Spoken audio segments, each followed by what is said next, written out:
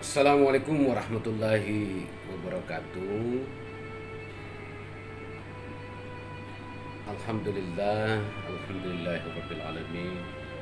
Wassalatu wassalamu ala Rasulillah Muhammad sallallahu alaihi wasallam. Pada kesempatan ini saya akan bercerita tentang Andre Gurutta. Seperti kita ketahui bersama bahwa baru saja Sulawesi Selatan ini kehilangan tokoh, bahkan bukan cuma Sulawesi Selatan, bahkan Indonesia kehilangan satu sosok kiai yang dikenal dengan nama Andre Gurutta, Kiai Haji Sanusi Baco. Ini juga pernah saya tulis di dalam media sosial saya dan termasuk di grup-grup WA. Sebab ketika beliau meninggal baru sempat ada yang menanyakan apa arti atau bagaimana filosofi Andre Gurutta itu. Bagi orang Bugis saya kira tentu paham, tapi bagi yang bukan orang Bugis tentu secara detail itu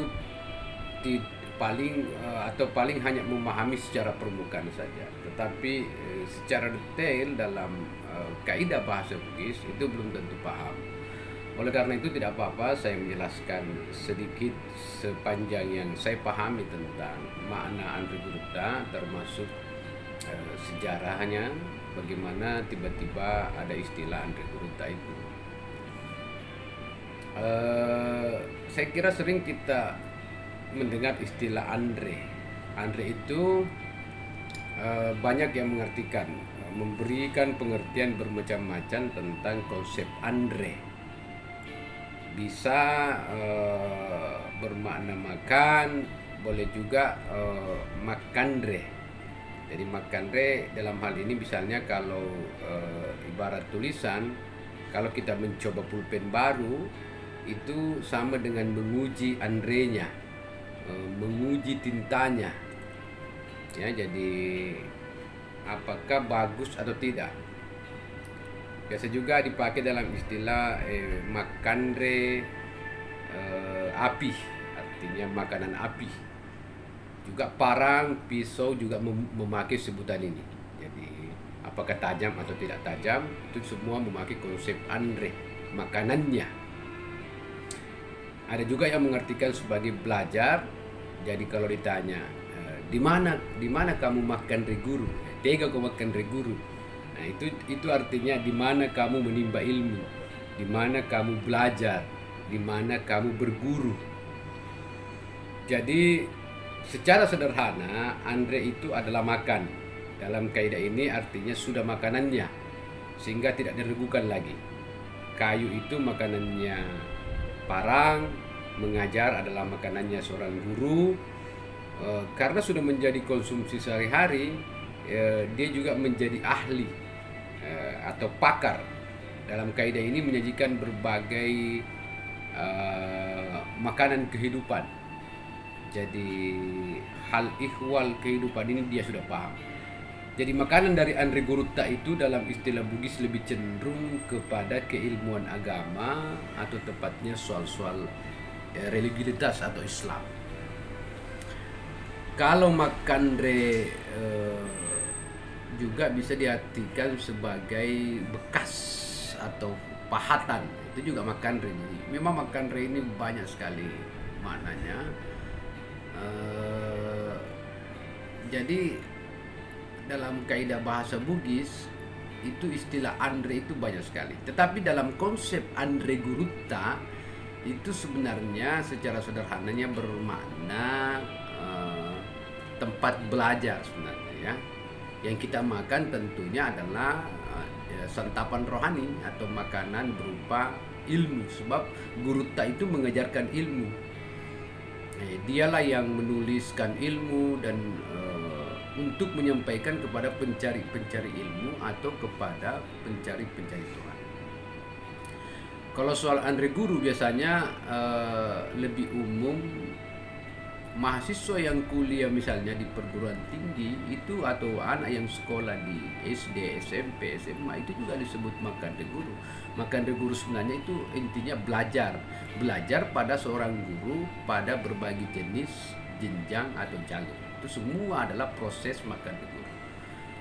Jadi makande guru itu adalah proses pembelajaran di mana siswa atau murid atau mahasiswa memetik atau mengambil ilmu dari satu tempat di mana dia belajar. Kalau di perguruan tinggi tentu dosen. Istilah Andre Gurunta ini sebenarnya hanya ada di Sulsel, sebab memang menggunakan kaidah bahasa Bugis. Tetapi kalau di luar Sulsel saya kira kita juga mengenal istilah kiai.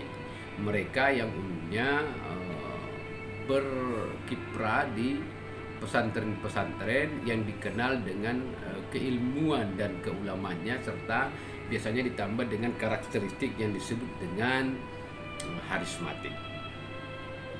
Jadi Kiai Haji Sanusi Baco sebagai Andre Gurunta artinya menunjukkan adalah guru kita semua, guru tempat kita belajar, khususnya belajar tentang keislaman, agama, atau pengetahuan-pengetahuan lain yang sifatnya terkait dengan kehidupan. Secara pribadi bagi saya sosok Sanusi Baco itu adalah guru bagi keluarga saya, guru bagi anak-anak saya, sebab anak saya pesantren di tempat beliau.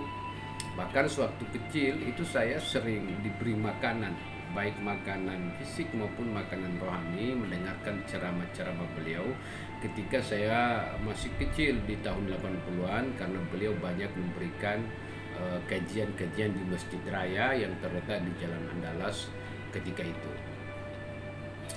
Itulah sebabnya karena Andre beliau, jadi makanan beliau yang disajikan dalam berceramah atau berdoa, saya biasa tanpa sengaja itu sering menggunakan meniru retorika beliau yang tenang tapi dalam dan bersahaja. Sosok Sanusi Baco itu lucunya harismatik dan simpatik dan santun serta beradab dalam kritik. Ya, demikianlah kira-kira pengertian tentang Andre Gurunta. Mudah-mudahan ini bisa memberikan berkah dan bermanfaat untuk kita semua. Kita tentu mengucapkan selamat jalan kepada Andre Gurunta. Semoga beliau mendapatkan tempat yang layak di sisi Allah Azza wa Jalla, digantikan rumahnya dengan rumah yang lebih baik, digantikan keluarga dengan keluarga yang lebih baik, dilapangkan kuburnya, amin ya rabbal alamin. Demikian dari saya tentang Andre Gurunta ini. Billahi taufiq wal hidayah. Wassalamualaikum warahmatullahi wabarakatuh.